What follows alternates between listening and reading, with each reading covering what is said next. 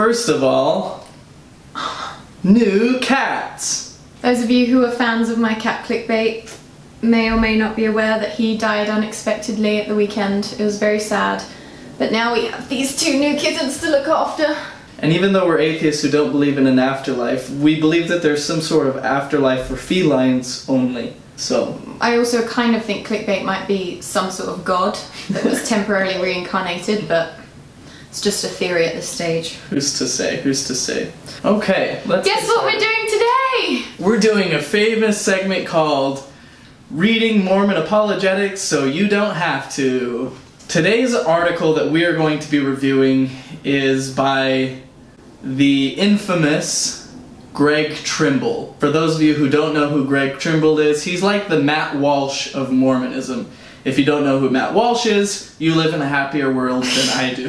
Wow, 20,000 shares. Yeah. Shoot. So, so Greg Trimble recently wrote an article that some people were asking us to read and review, and it wasn't actually that crazy. It was just like typical TBM mental masturbation, like, hey, here's why I'm so good at being a member of the church.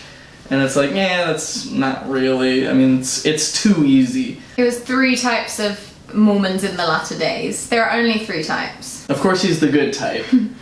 I love how he's the Mormon blogger equivalent of inventing personality tests for profit. So the one we're going to be reviewing today, the first one that we were asked to do wasn't that great. And then we saw this, and it's just like, this is a gold mine. We haven't really read it through yet, just kind of saw the headlines. We have, because I've written a response to this one on our website, but we're going to do it. We're just reading through it in this. Whereas for mine, it was kind of just a play on it, and I said, you should leave Mormonism for any of these 5 reasons, or something like that. Yeah, so the title is You Should Not Leave Mormonism for Any of These 5 Reasons. So do we just go through and just read? I think we should go through. Right. I think they're all going to be really the biggest reasons people leave. So he says, lately I've been getting messages from people explaining to me why their friend or family member has decided to leave Mormonism and the LDS Church behind. I like that he distinguished the 2, Mormonism and the LDS Church, because they're 2 different things. They write with their hearts broken, unable to find the words to convince them to give it another look. That's all you need is the right words to convince them. It's all about convincing. Well, there are many reasons why a person might leave the church. None of the following 5 reasons should be one of them. I feel like all 5 of them are really good reasons. And we're going to put a link in the down bar to a study John DeLynn did, which was like the biggest reasons people actually leave Mormonism, because Greg Trimble is a classic example of someone who just can't grasp why people actually leave, so he builds up like kind of incorrect ideas about, oh my gosh, he just fell in the toilet. Cat in the toilet. Classic. Alright, you roll down yourself. Here's a towel. You just kind of gotta flush it and he'll get a wash, the toilet will get a wash. These cats are a nightmare. Okay, back to Trimble. Number 1, the biggest reason people leave. Or should I'm lying. Leave. Should not leave.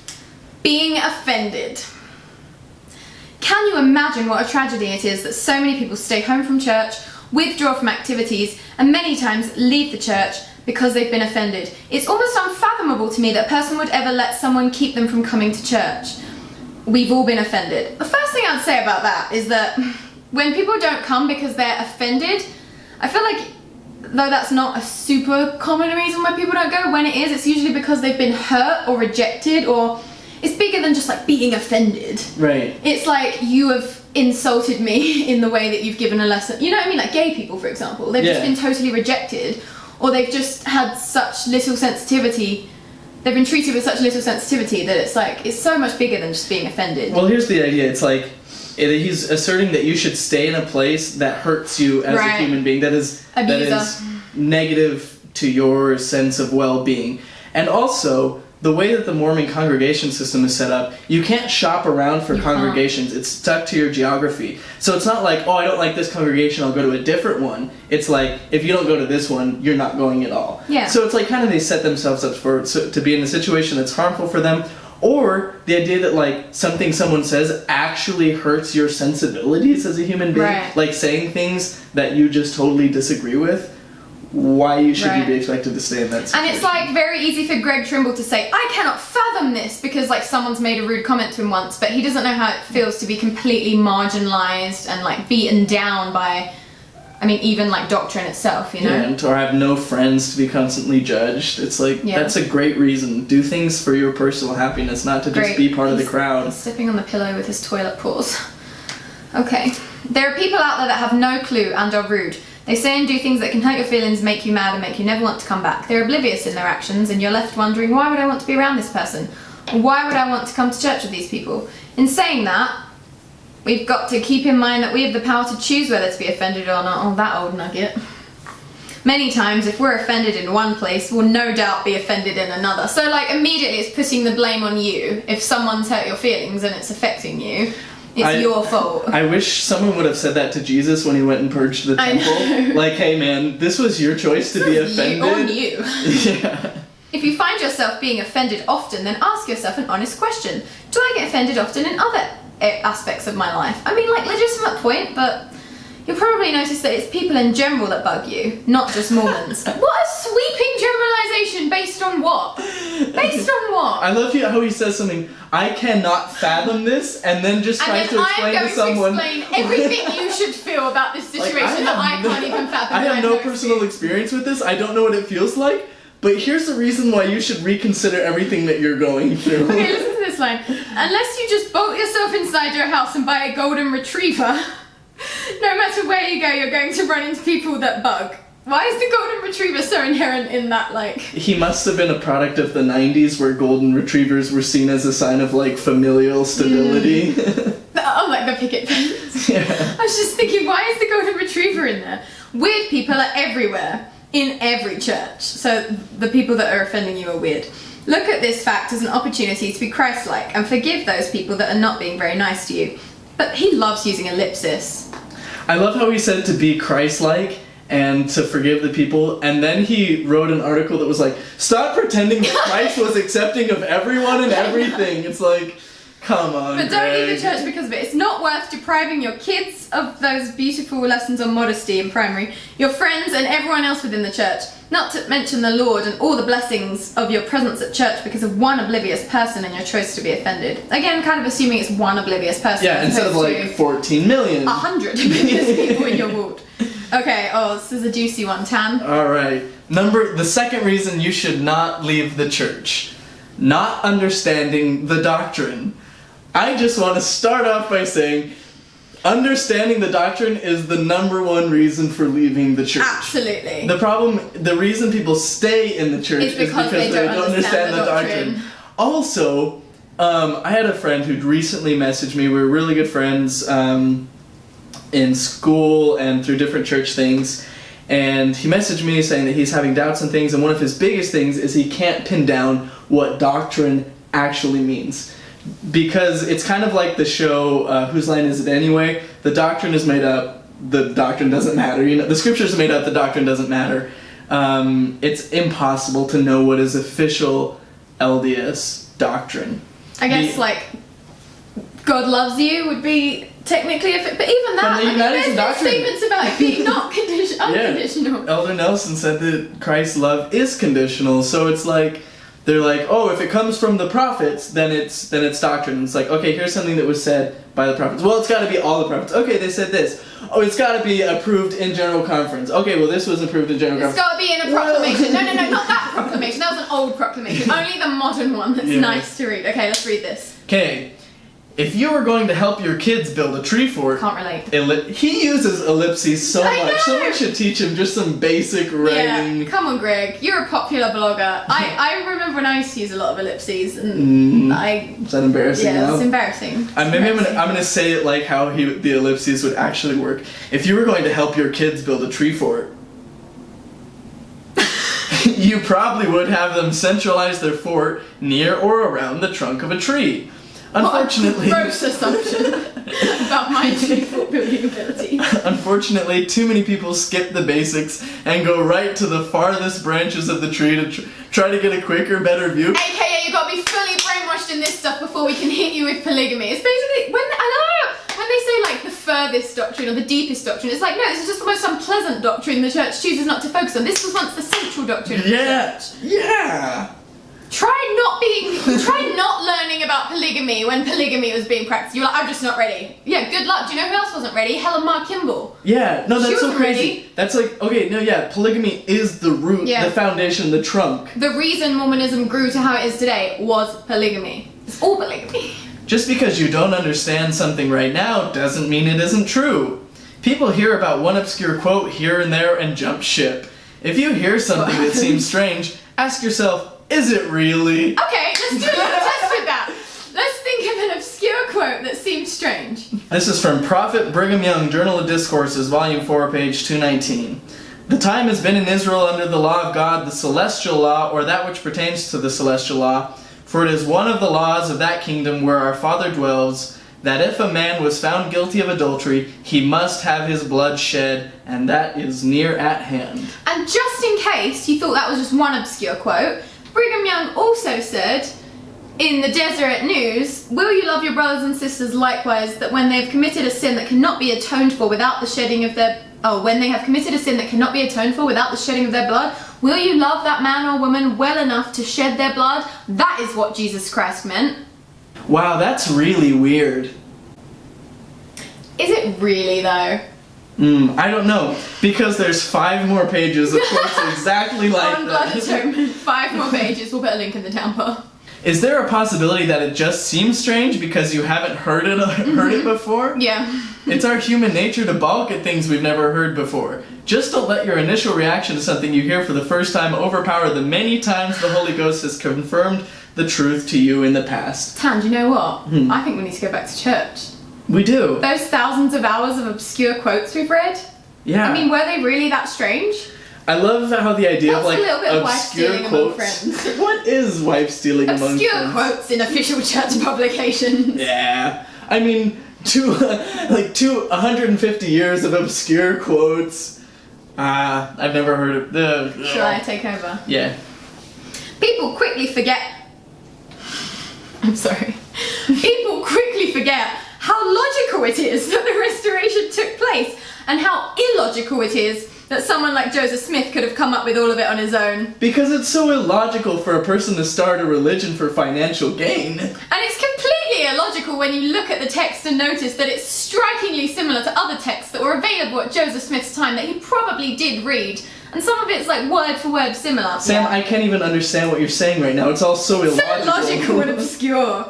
They forget about their foundation and ignore the superstructure of the gospel to focus on a few statements that have not been fully explained or understood. That is a fun word, the superstructure of the gospel. I'm thinking Scientology when I hear superstructure. This is a quote, God never damned anyone for believing too much, explained Joseph Smith, but he did damn people for unbelief. That's true, because Mormons will believe just about anything. Just about anything. Do you remember the last time you had a physical ailment and you spent all night on Google trying to diagnose yourself? Deep down you're looking for some sort of research that gives you comfort and puts your fears to rest, but the more you research, the worse there were some you feel. ellipses there that you forgot. So many ellipses. Odds are your physical diagnosis is way off track. Not when I Google. Just ask any physician my physician sucks. Just ask any physician how they feel about Google. Many times, the longer you spend on Google, the farther you are from the truth when researching Mormonism. Sadly, the voices of angry people are much louder than the voices of the happy and the content. What if the Google that you were looking at was like the Journal of Discourses, past proclamations, past things that were published by Prophet? That's just such a false analogy, because So false. the difference would be like reading a scholarly essay about like a certain topic. Mormonism is the pseudoscience because science disproves Mormonism. Right, and you're not looking like, how do I feel? Oh, I feel really bad. This must mean it's not true. You're like, no, I'm actually studying the history, peer-reviewed sources, all these different. It's just. Here's a fun experiment to test out Greg's little analogy. Why don't you go and ask your doctor if tea or coffee is bad for you, or ask an archaeologist if the Book of Mormon is grounded in reality, or ask any expert if they think it's true? I think this is evident. Like, his understanding is like a child.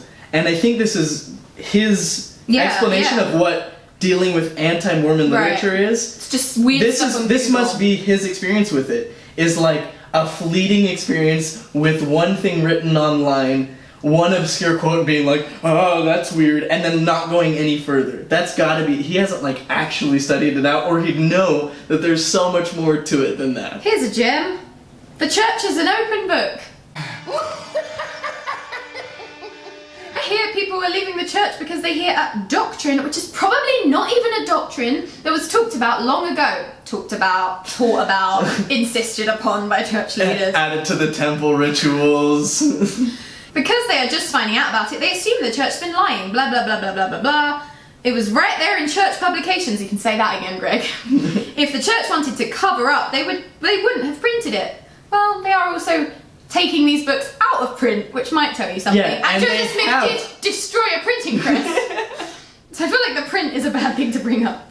There's also that story that Sandra Tanner shared about Joseph Fielding Smith literally ripping the page out of one of the books to hide one of the contradictory First Vision accounts. Classic. Just because something isn't emphasized in our everyday classes doesn't mean anyone's trying to hide it. We just might not have enough info on the topic and is therefore de-emphasized in order to reduce confusion. People forget that the restoration is not complete. We're in the middle of it. Yeah, you are. Just hang tight and things will be revealed.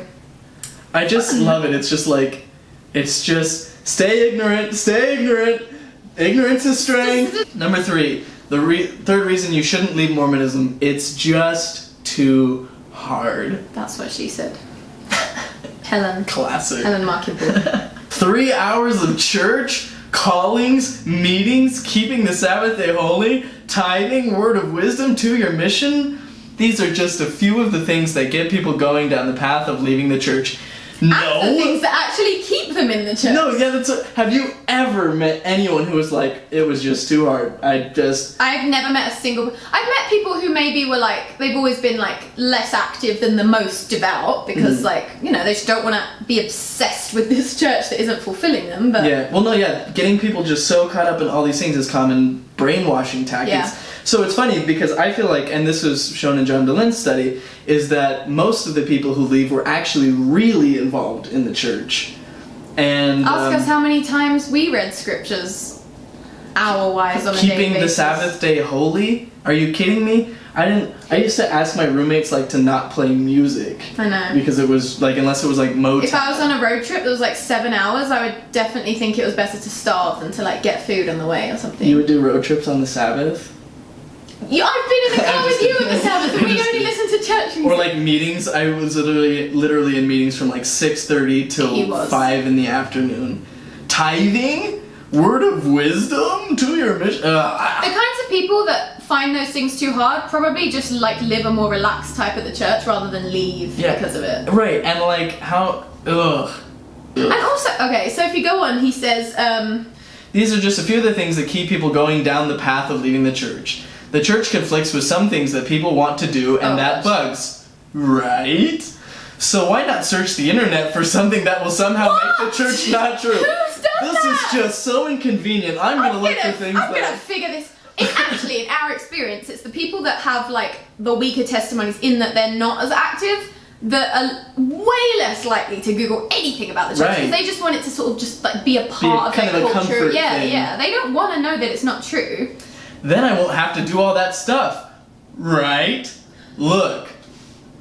It's hard to be a Mormon. It's not supposed to be easy. It wasn't easy to be an early Christian. There are a lot of demands and a lot of perceived limitations. Joseph Smith said that, quote, a religion that does not require the sacrifice of all things never has the power sufficient to produce the faith necessary unto life and salvation. Also, give me your wives. Yeah, that's a great sacrifice. There's no way that could have been beneficial for him to have said.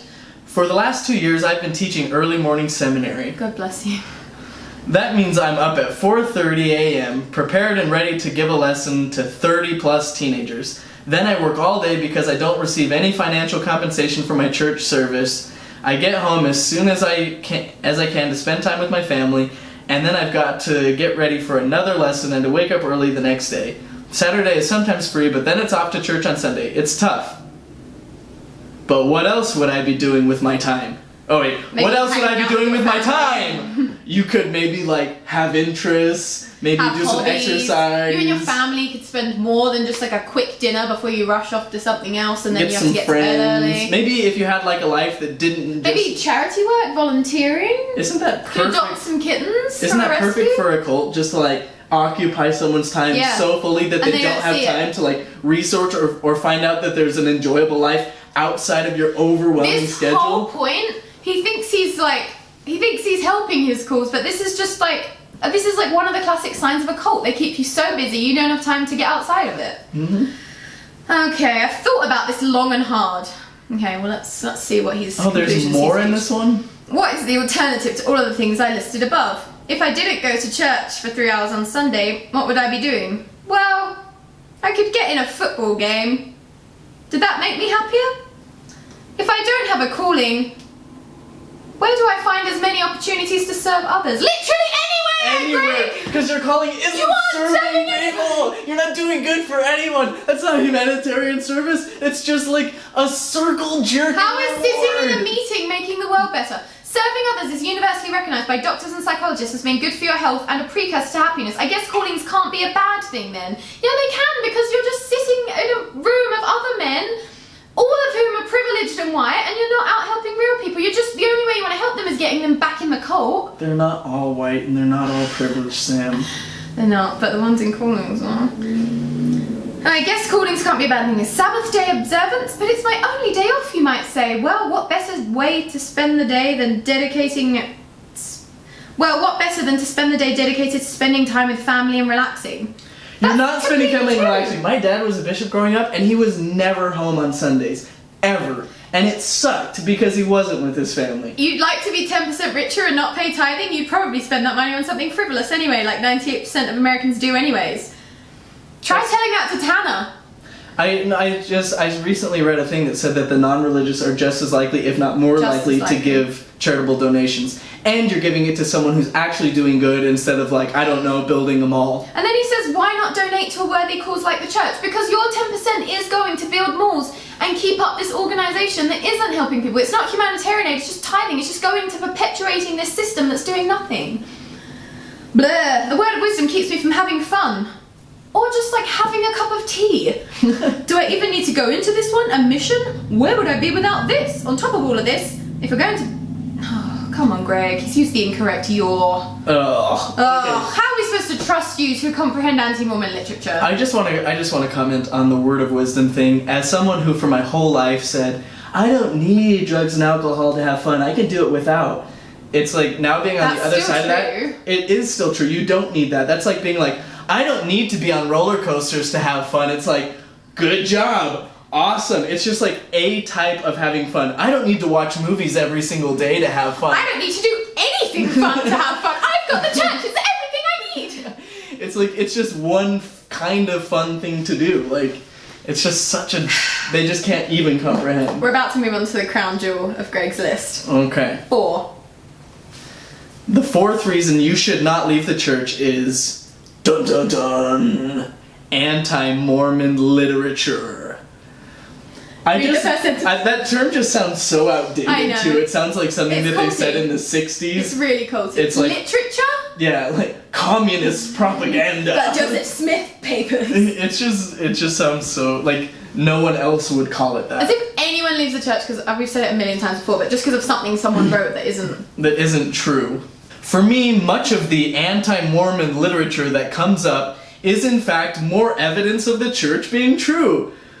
Of course it is, Greg! Can we just have one quick minute to just...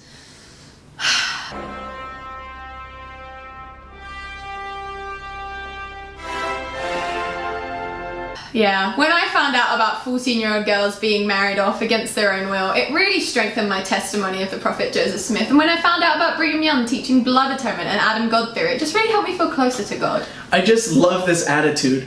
The evidence that... There's all the evidence that suggests that fast food is bad for me really Makes me just want to eat tell it me more. that fast food is good for me. To be fair, after watching Super Size Me, I wanted a burger. Oh yeah, no, wanted I a was Big like, Mac. I so want, maybe that's I want where some he's at. fries. Give I me think some that's where fries he's at. now. You gotta stop eating those Big Macs, Greg. They're not good for you. Not good, Greg.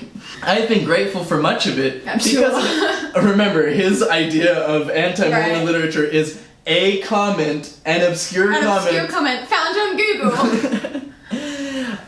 Because it has caused me to reflect on issues that I did not previously consider. I've even become friends with the people that it bring up for discussion. Shit, Greg. It's all Mother right. Teresa. It's all right to be friends with people that disagree with you.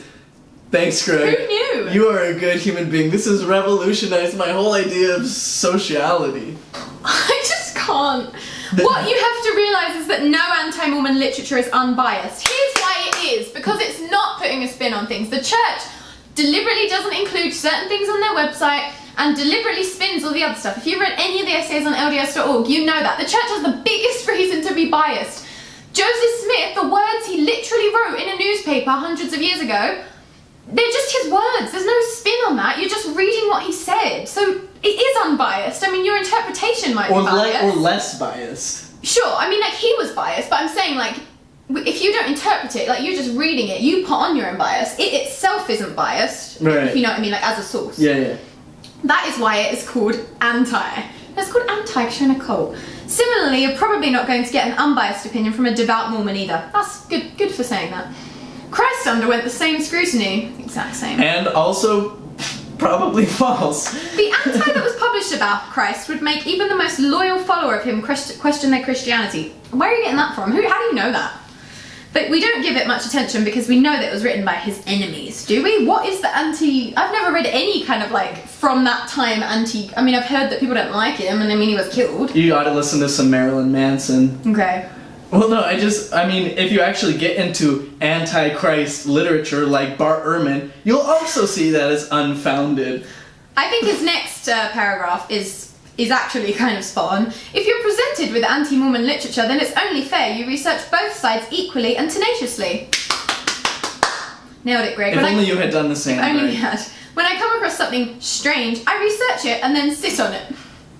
I ponder it. I don't assume anything and I don't jump to conclusions. Except you've already decided in your mind that your end conclusion is going to be that the church is still true, but we'll move on. I love that he sits on it. It explains why he's pulling so many things out of his ass.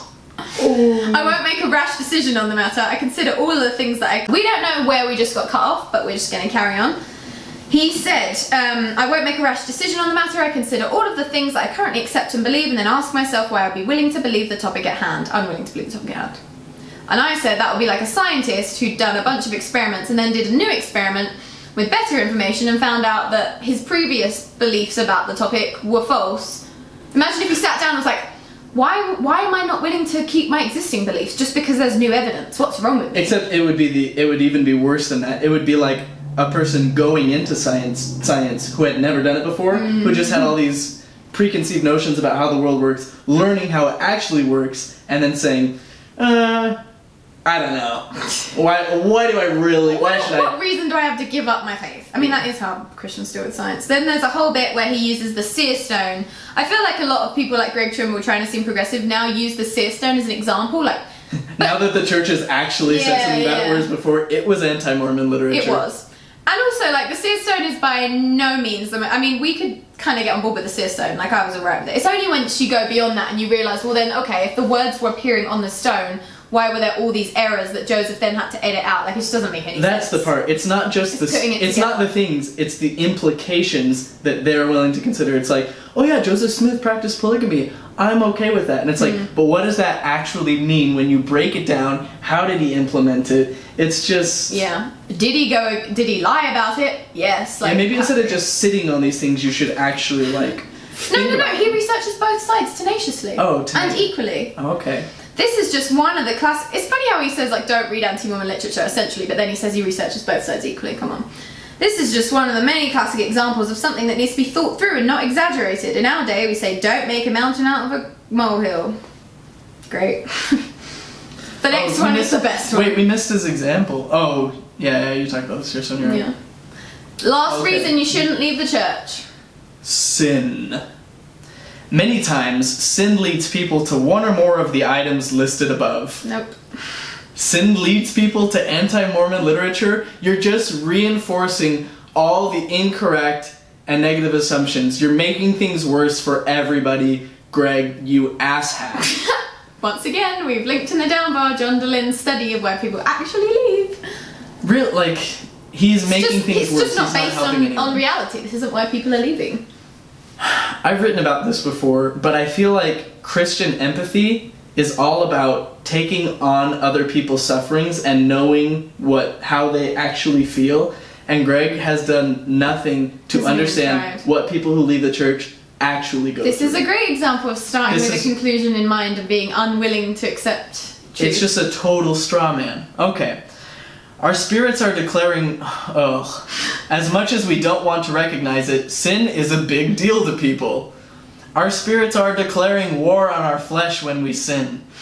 We physically feel bad when we do things because the light which is within us has been diminished. That's such scientific terms. I had a cup of coffee this morning and I feel amazing. That explains a lot of our our neuroscientific responses. I think that actually is the current theory on neuroscience, that our spirits are waging war with ourselves. And that there's some light in us that's diminished. Absolutely, that's the most current I was just reading a book today about the sympathetic nervous system and about how it affects like anxiety and all these different things, and it's like, yeah, that makes a lot more sense than there's this abstract light within us that's diminished. Okay. It can humble us to repentance, or it can stir us to anger, frustration, and irritability. If a person is unwilling to repent, the natural inclination is to prove that God isn't real or his church isn't true. Therefore, you're off the hook and you don't need to feel bad anymore. Oh, I feel bad for him, kind of. He is so brainwashed. Like, he feels like he has to feel bad. That's what churches do, is they try to make you feel bad for all these arbitrary things. My moral system... They have the problem and the solution. Yeah, my system of morality is, if it causes harm, it's bad. If it does good, it's good. And if it's neutral, it's neutral. Yeah. Greg's thing is, there's all of these arbitrary things that we can't understand. Illogical things like don't drink coffee. That you need to feel bad for. Yeah. And if you don't feel bad for them, then there's this problem. You believe God's not true, you're going to go to hell. And all the time you waste friggin' in a bishop... I mean, I don't know if people do, but like in a bishop's office repenting for these sins, and it's like, have you harmed anyone? Probably not. I mean, maybe within you and the person, like, assuming it's like a sexual sin, like within you guys' context of what's right. Oh, yeah. You've made them feel bad, but the church is what's made them feel bad. I mean, you've just done something that's natural, as long as you haven't, I don't know, cheated on your spouse or done something that's like genuinely immoral. How does masturbation hurt anybody? It doesn't, and it reduces your risk of prostate cancer. Boom.